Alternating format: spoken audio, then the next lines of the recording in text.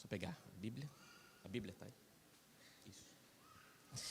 Igreja querida, bom dia. Que a graça e a paz de Jesus esteja na sua vida cada vez mais. Que bom que você está aqui, neste lugar, que é a casa de Deus, e que o Espírito Santo conduziu vocês. Muito bom olhar cada um e saber que Deus continua conduzindo a história da tua igreja. Sei que tem muitos amigos aqui nos visitando hoje, e me permita conhecer vocês também, né?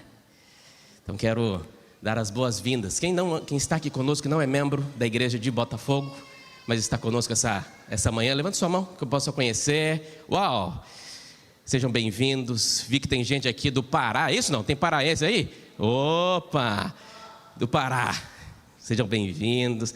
Vêm de muitos outros lugares. Quero dar um abraço especial para meus amigos mineiros que estão aqui. Vieram lá do interior de Minas, trabalhamos juntos. Alegria receber essa família tão querida. Foi meu obreiro bíblico ali, o Luiz. Que alegria revê-los, viu, queridos?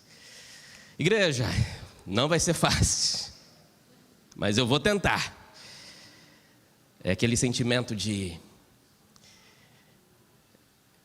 saudade, né? Não sei que palavra que a gente usa, né?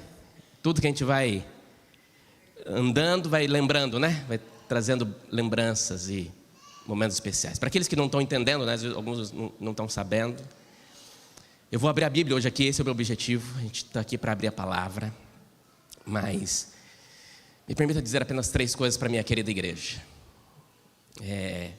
Primeira, a maioria de vocês ficaram sabendo, nessa última semana nós recebemos um convite, um chamado pastoral para estarmos assumindo uma nova igreja a partir de agora. Meus ministérios nunca foram muito longos. Eu sempre passava 2 anos, 2 anos e meio. O máximo que eu passei foi quase 3 anos na FAD Minas. E mesmo assim passou rápido. E eu lembro que quando eu falei assim, nossa, agora eu vou ficar 3 anos. Aí fui transferido de novo. E aí vim para cá. Quando eu vim para cá, a promessa é de que eu iria conseguir ficar aqui um período completo de pastor. Só que um período de pastor é 4 anos. Eu já estou no meu 5º ano. Então quando terminou o final do ano passado, eu já estava em algum momento pode acontecer. Mas é aquele negócio, né? Eu falava, Senhor, mas não queria não.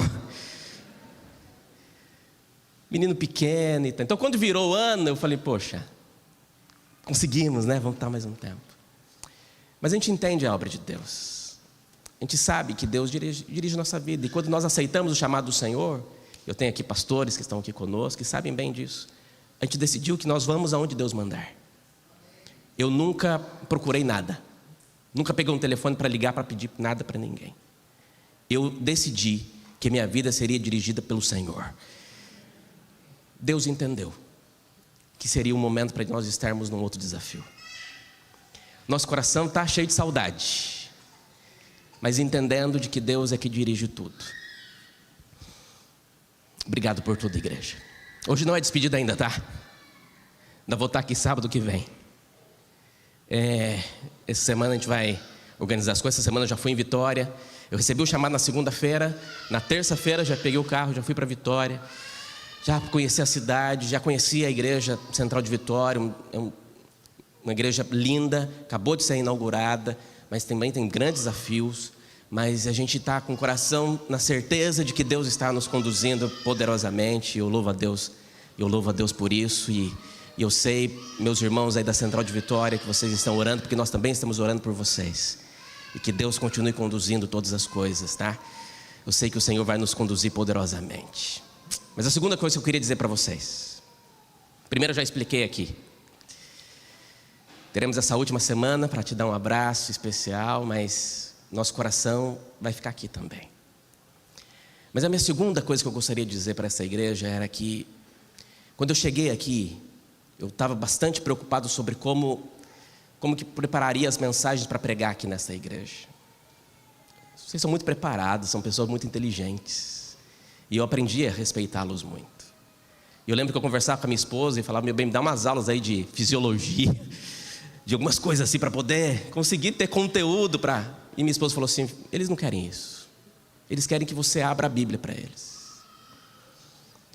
Durante esses últimos 4 anos e meio, eu me apaixonei ainda mais por este livro. E cada vez que eu subia a este púlpito para pregar, eu tinha muito respeito por este púlpito. E tentei durante todas as mensagens, tanto as de motivação como as de advertência, mostrar a palavra de Deus para vocês. Meu coração fica aqui a gratidão por todas as vezes que abri a palavra, fiz com muita oração. Obrigado por ter acreditado nas mensagens, nos estudos, nos momentos. E para aqueles que nos acompanham, eu recebi tantas mensagens essa semana, não consegui responder, mas eu vou responder cada um. Mas eu quero agradecer, porque a mensagem de Deus chegou longe. E não foi por nós, foi pela graça de Deus. Que a palavra de Deus continue sendo pregada nesta igreja.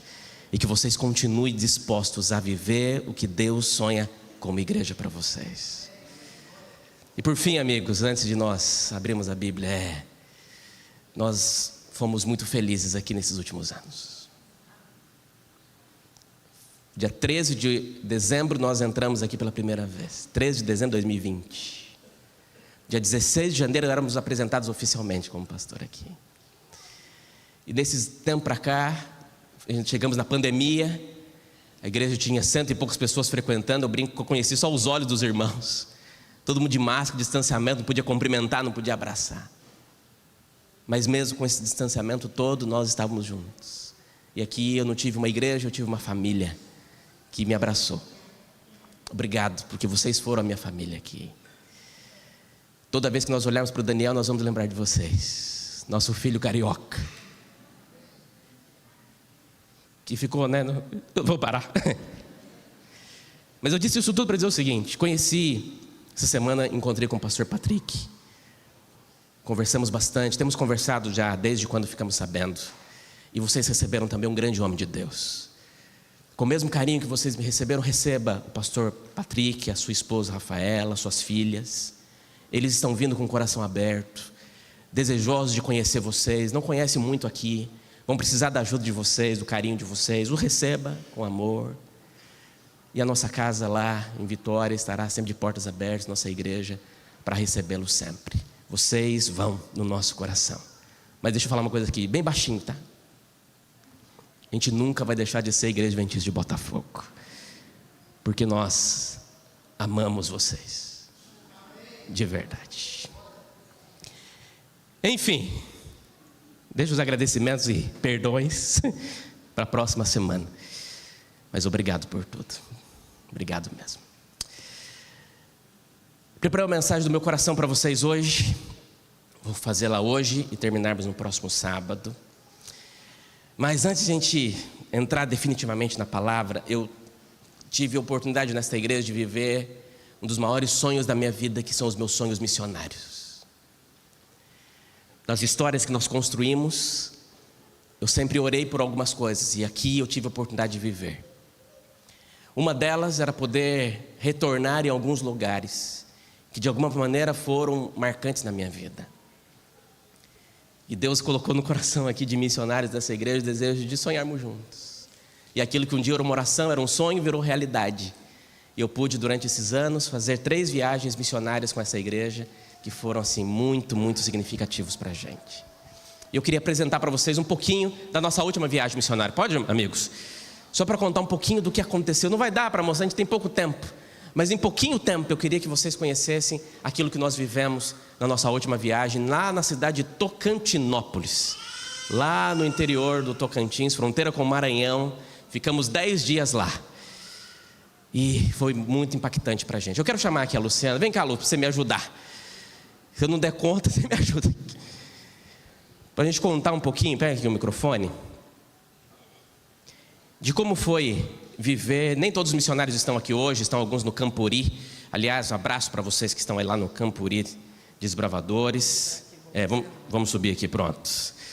Para a gente poder ver um pouquinho essa missão. Lu, conta pra gente, como é que começou este sonho de termos uma igreja lá na cidade de Tocantinópolis? Então, alô, o sonho começou no coração de Deus, depois passou o pastor Rafael, Ele tinha vontade de voltar lá onde ele já tinha estado há 15 anos atrás? 15 anos atrás.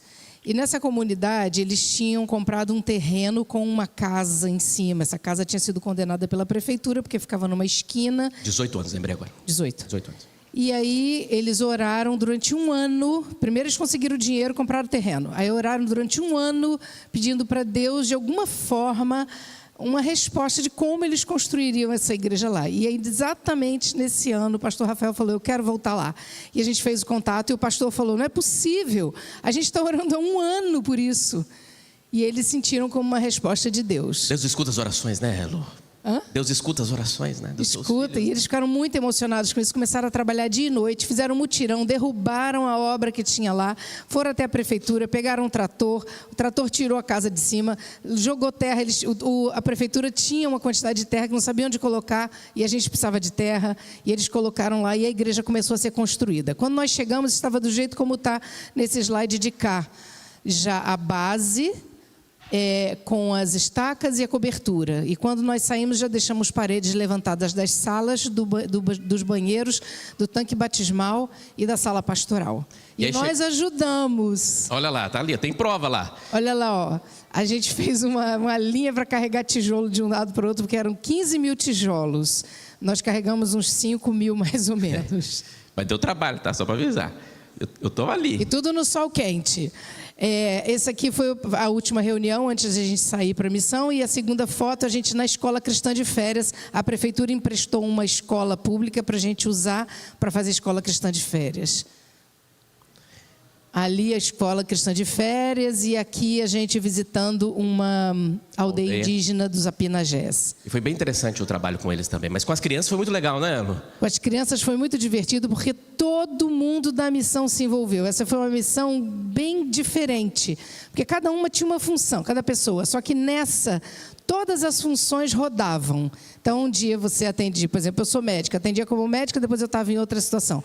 A outra médica tinha que visitar, ou então tinha que contar história. Ali, ó, é a Jaqueline Barreto, que é médica, estava contando a história da pesca maravilhosa. A Mônica também ali com artesanato. Então, agora para de chorar e prega. Vocês não estão aliviando, viu? Ai, ai. Vamos lá. Obrigado, Lu. Foi muitas bênçãos, essa igreja foi. Poxa vida, que igreja, amigos. Abra sua Bíblia comigo, por favor. Deixa eu abrir a palavra de Deus. É isso que Deus nos trouxe, né? Para fazermos. Aqui. Quem que é o autor da sua história? Quem dirige a sua história? A sua história tem um autor. Deus te deixou livre. Você pode escolher.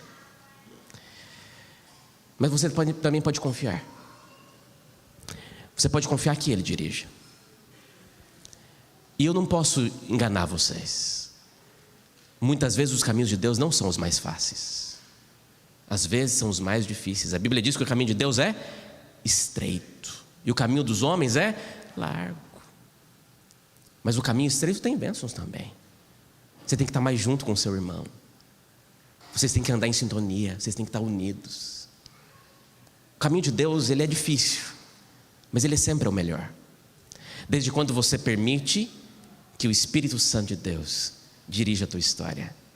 Igreja Adventista de Botafogo, quem dirige a tua história? Que você saia daqui disposto a permitir que a sua história seja dirigida pelas mãos do Senhor. Eu quero começar lendo 2 salmos assim que são marcos na minha vida. 2 salmos que marcam profundamente o meu coração. Começar com o Salmo 121, que você conhece, né? Mas me permita ler este salmo para você. O Salmo 121 é um salmo lindo. E a palavra de Deus nos diz assim, querida igreja. Salmo 121. Estou lendo a Nova Almeida atualizada. Elevo os meus olhos para os montes. De onde me virá o socorro? O meu socorro vem do Senhor que fez os céus, a terra. Ele não permitirá que os meus pés vacilem. Não dormitará aquele que guarda você. É certo que não dormita nem dorme o guarda de Israel. O Senhor é quem guarda você. O Senhor é a sua sombra, a sua direita. De dia não lhe fará mal o sol, nem de noite a lua. O Senhor guardará você de todo mal, guardará a sua alma. O Senhor guardará a sua saída e a sua entrada desde agora e para sempre. A igreja diz: amém. Elevo os meus olhos para o monte, de onde me virá o socorro. Segundo texto, Salmo 139. Esse mexe também com o meu coração. Salmo 139 diz assim, vamos ler o versículo 14. Você poderia ler todo o texto, mas olha o que diz o verso 14, diz assim: graças te dou. Salmo 119, versículo 139, versículo 14. Graças te dou, visto que de modo assombrosamente maravilhoso me formaste. As tuas obras são admiráveis, e a minha alma o sabe muito bem. Os meus ossos não te foram encobertos, quando no oculto fui formado e entretecido, como nas profundezas da terra. Os teus olhos viram a minha substância ainda informe, e no teu livro foram escritos todos os dias, cada um deles escrito e determinado, quando nenhum deles ainda existia. Mas diz o verso 17, que preciosos para mim, ó Deus, são os teus pensamentos, e como é grande a soma deles. Verso 23, sonda-me, ó Deus, e conhece o meu coração. Prova-me e conhece os meus pensamentos. Vê se há em mim algum caminho mau e me guia pelo caminho da eternidade. Amém. São dois textos que precisam marcar a nossa vida. O primeiro salmo, o Salmo 121, é um salmo chamado de Salmo da Peregrinação. Era um salmo que os judeus cantavam enquanto caminhavam em direção a Jerusalém. Pelo menos uma vez por ano, eles saíam das suas cidades, dos seus vilarejos, para ir para Jerusalém. E quando eles estavam indo para essa jornada, eles iam cantando, iam dizendo palavras de louvor a Deus. E uma das músicas que eles cantavam é esse salmo, Salmo 121. E esse salmo é um salmo de proteção, onde eles estão clamando e agradecidos e com a certeza de que Deus vai à frente. Este salmo fala da jornada que nós enfrentamos. Todos nós caminhamos, né? E todos nós precisamos entender que o nosso socorro vem do Senhor. Olhai, levantai os olhos, elevai o seu olhar para as montanhas. Quando eles levantavam o seu rosto, eles viam Jerusalém lá em cima, uma cidade a 800 metros de distância. Mas também nas montanhas que tem nas caminhadas, muitas de outras religiões pagãs às vezes colocavam ídolos. Mas quando eles olhavam para cima, eles sabiam que muito acima das montanhas, que muito acima de Jerusalém, tem o Deus que é o Criador dos céus e da terra.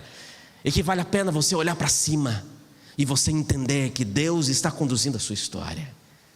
Quem que te traz o socorro? Quem que é a mão que te conduz? Esse salmo mostra para nós. O Salmo 139 também é um salmo de Davi, onde ele fala do conhecimento de Deus, de como Deus nos conhece, né? De como Deus não tem como se esconder dele, de como ele sabe a nossa vida.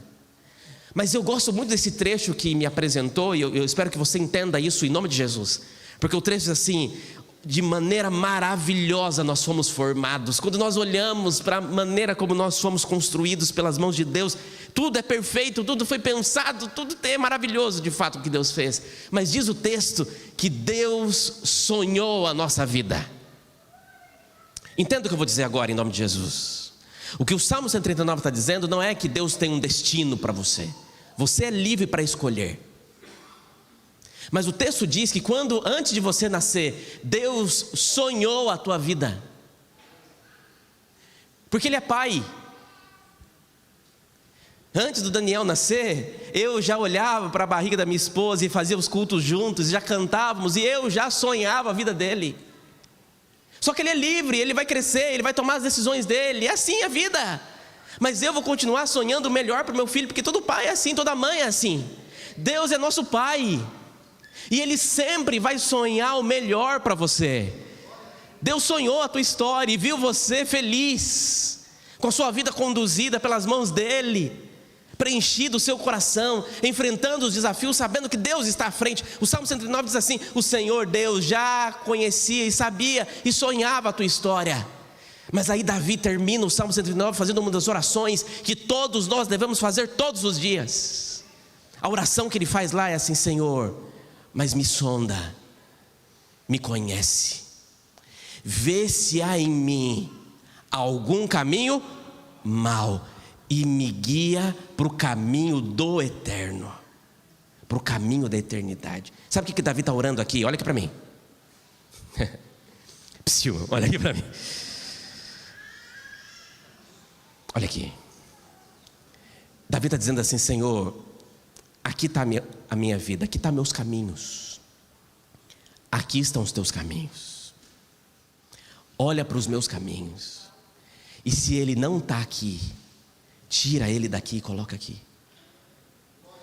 Faça com que a minha vida não seja dos meus sonhos, mas que os teus sonhos se realizem em nós. Isso é uma escolha diária que você tem que fazer. E eu sei que muitas vezes é difícil, nós nos afastamos dos planos de Deus, mas Ele vai continuar olhando para você e sonhando com você. O que você tem que dizer é: Senhor, olha para mim, olha os meus caminhos. Onde estão os teus caminhos? Do seu jeito ou do jeito de Deus? Então ore hoje e peça hoje mais uma vez. Baseado nesses 2 salmos que nós acabamos de ler, me permita trazer 3 pontos rápidos para ficar no seu coração. 3 lições sobre quem escreve a tua história. E é sobre isso que eu quero terminar minha mensagem de hoje. Primeira lição, olha para mim. Primeira, nunca esqueça quem é o autor da sua história. Nunca esqueça de que Deus está olhando para os seus filhos, conduzindo você. O problema é que nós esquecemos fácil. A tendência é o que nós fizemos, o que as nossas mãos colheram. Ah, amigo, se não fosse o Senhor. Ah, se não fosse a direção dEle. Nós esquecemos fácil, nossa memória é curta, né? Mas Deus continua olhando para os seus filhos, dizendo: filhos, olhe para mim. Acredite, eu continuo olhando para você e sonhando a tua vida. Mas não esqueça quem está por trás de tudo isso que você está vivendo também. Eu me preocupo com você, eu me preocupo com a tua história, eu me preocupo com que você possa viver os meus sonhos. E entenda, igreja, Deus, Ele quer que você seja feliz, mas Ele não tem compromisso simplesmente com a tua felicidade. Deus tem compromisso com a tua salvação. E se Ele tiver que escolher entre a sua felicidade e a sua salvação, Ele vai escolher a sua salvação. Porque Ele sabe, amigos, que muitas vezes: ah, pastor, o importante é ser feliz. Não, o importante é ser salvo. O que vivemos neste mundo passa, mas aqueles que estão nas mãos de Deus, esses durarão para sempre. A pergunta que você tem que fazer hoje é: até que ponto eu estou escolhendo viver os sonhos que Deus tem? Mas não esqueça quem é o autor da sua história. Eu gosto muito de alguns personagens, e vocês sabem disso, e Moisés é um deles. Moisés recebeu uma missão quase impossível, amigos: liderar milhões de pessoas que foram escravas 400 anos. Só que o que mais me chama a atenção na história é que Deus não disse para Moisés: vá, Moisés, e liberte o povo. Deus disse: eu vou com você. E essa é a garantia que nós precisamos. Quando Deus faz um chamado aos seus filhos, Deus não diz vai, Deus diz vamos. E vou repetir para você: quando Deus faz um chamado aos seus filhos, Deus não diz vai, Deus diz vamos. Ele está à frente. E todas as vezes que Moisés acordava de manhã, ele olhava aquela nuvem que estava sobre ele, ele sabia: Deus está guiando tudo. Está difícil, mas Deus está guiando. Todas as vezes que escurecia, que o frio chegava e vinha uma coluna de fogo para aquecê-los, Moisés sabia: Deus está guiando. Deus não diz vai, Deus diz vamos. Nunca esqueça quem é o autor da sua história. E por quantas vezes Moisés precisou sair do acampamento onde estava e subir a montanha para lá encontrar-se com Deus, fortalecer a fé. Tem um texto que eu gosto muito no livro de Êxodo. Abra sua Bíblia, por favor. Êxodo capítulo 19. Êxodo 19 diz assim, o verso 1 a 4. Olha esse texto. Êxodo 19.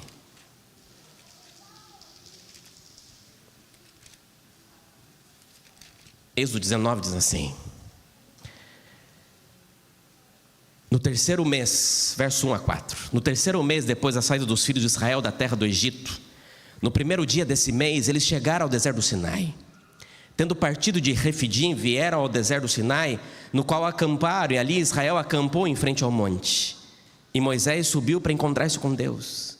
E do monte o Senhor o chamou e lhe disse: assim você falará à casa de Jacó e anunciará aos filhos de Israel: vocês viram o que fiz aos egípcios, e como levei vocês sobre as asas de águia, e os trouxe para onde? E os trouxe para onde? Amigos, esse texto mostra qual era o grande sonho de Deus para aquele povo. Igreja querida, entenda o que eu vou dizer agora em nome de Jesus.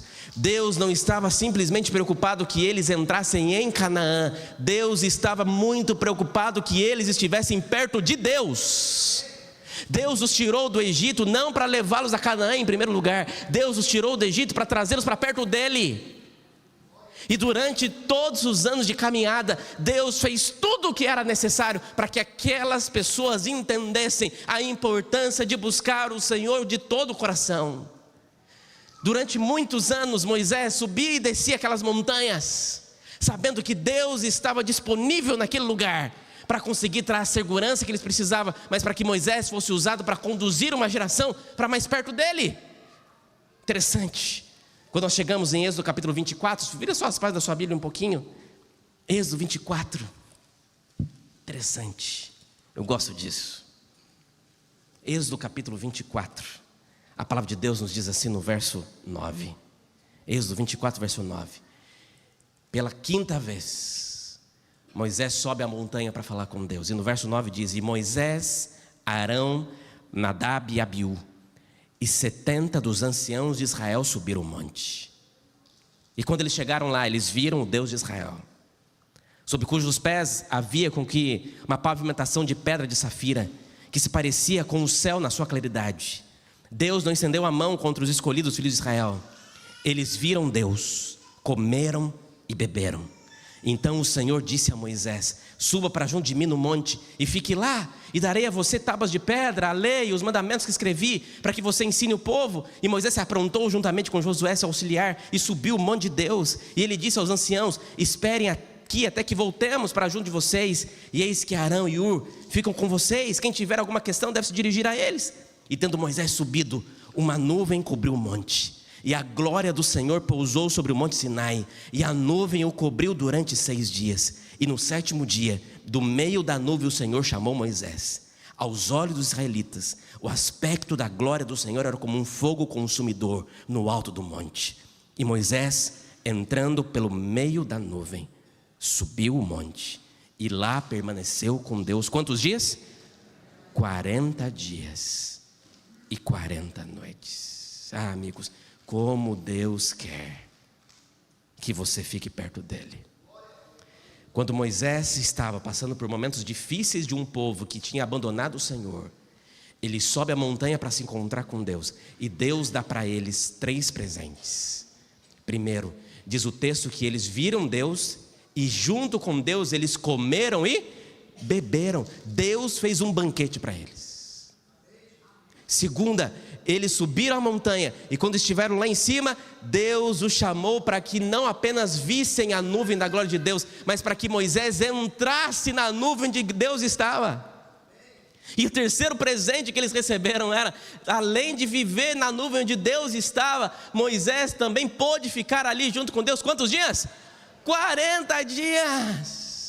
Amigos, essa era a garantia, a segurança que eles precisavam, que Moisés entendia, para nunca esquecer que por mais difícil que fosse a jornada, Deus estava ali para ele, disponível, e que a presença do Senhor era a garantia que eles precisavam, de que dava para continuar.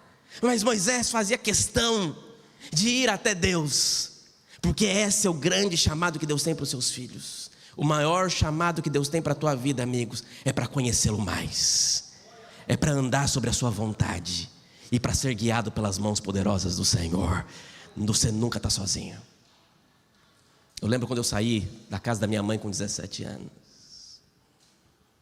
com o coração tão apertadinho como eu estou agora, sem saber o que iria fazer. E eu lembro da minha mãezinha que orava tanto por mim.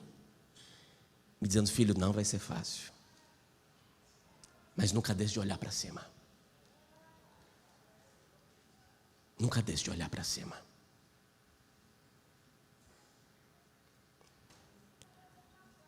Deus sempre esteve presente, amigos. Nos momentos mais difíceis, Deus estava lá. Deus mandou anjos para nos acolher. Deus dirigiu os nossos passos. E Deus realizou os nossos sonhos.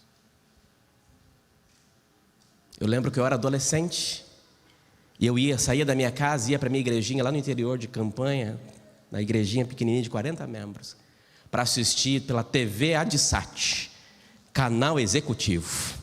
Se você lembra disso, o tempo está passando, irmão.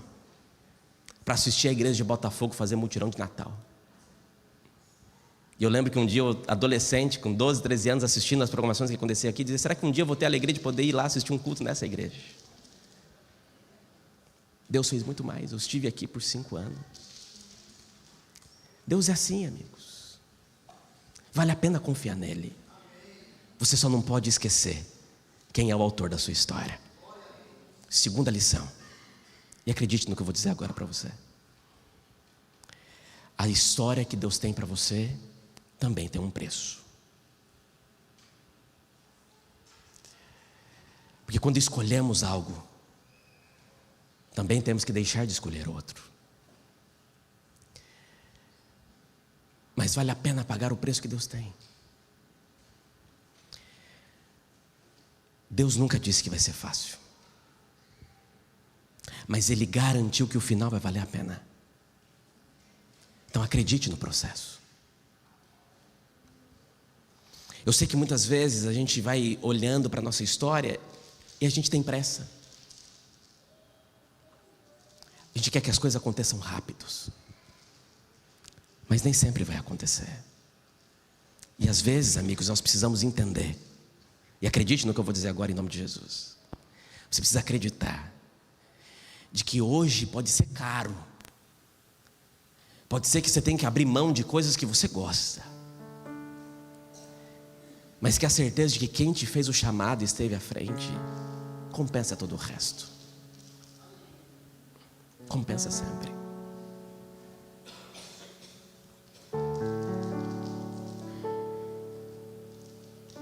Eu sei, nunca é fácil.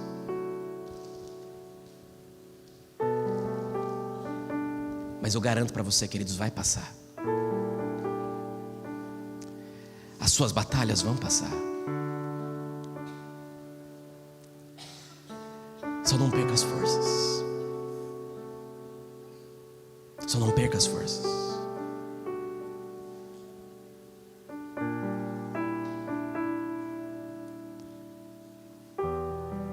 Talvez você entrou nessa igreja hoje com vontade de desistir. Talvez você está cansado.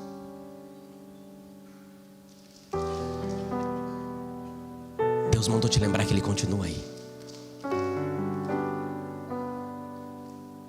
Vai valer a pena, sim. Não desiste agora, não. Deus te ama tanto.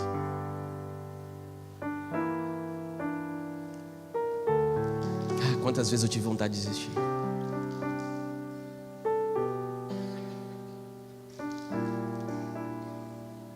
Mas louvado seja Deus que a mão dele me segurou. E vale a pena.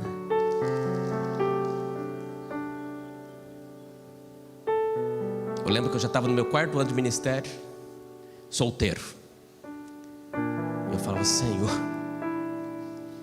será que tem esperança para mim? Mas eu tinha uma decisão no meu coração. Eu queria que o meu casamento fosse guiado pelas mãos de Deus. E eu não iria ceder. Eu só ia permanecer, continuar na hora que eu entendesse que era da vontade de Deus. E eu orava todo dia.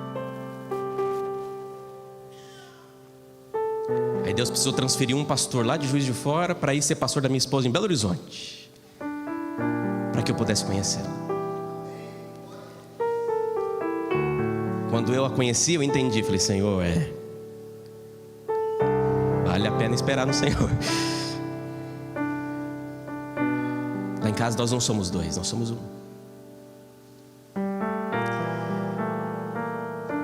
Deus abençoou o nosso casamento com o nosso filho, mas a gente entende que nós dedicamos a nossa vida para o Senhor. Temos problemas como todo casal, mas buscamos a Deus sempre. Tudo tem um preço. Temos que acordar mais cedo, temos que abrir mão de muitas coisas. Eu não sei quantos anos faz que a gente não consegue passar aniversário, Dia das Mães, Dia dos Pais com a nossa família. É o preço. Mas vale a pena confiar. Você está disposto a viver o que Deus tem para você? Pois Ele continua chamando você. E quando Deus faz um chamado, Ele garante a obra. Porque Deus não diz vai, Deus diz vamos. Quem é o autor da sua história? Minha terceira lição de hoje. Querida igreja de Botafogo,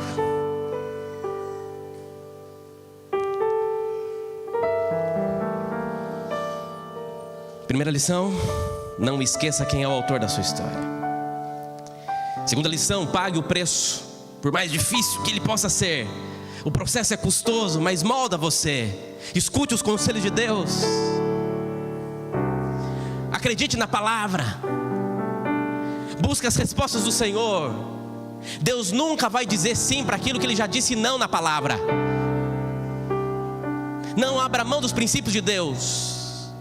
Seja fiel a Ele, porque Ele sempre foi e sempre será fiel a você. Acredite na direção do Senhor. E mesmo assim, se você errar, se eu errar, se nós falharmos, Deus é tão misericordioso que Ele consegue recalcular a rota da nossa vida. Enquanto existir arrependimento no coração dos homens, haverá perdão no coração de Deus. Enquanto você tiver forças para ir em direção a Deus, Deus terá poder para te buscar. Mas busque o Senhor. Busque o Senhor enquanto você pode achá-lo. Talvez eu estou dizendo para alguém hoje que precisa olhar para o Senhor hoje e dizer: Senhor, eu estou aqui na Tua presença,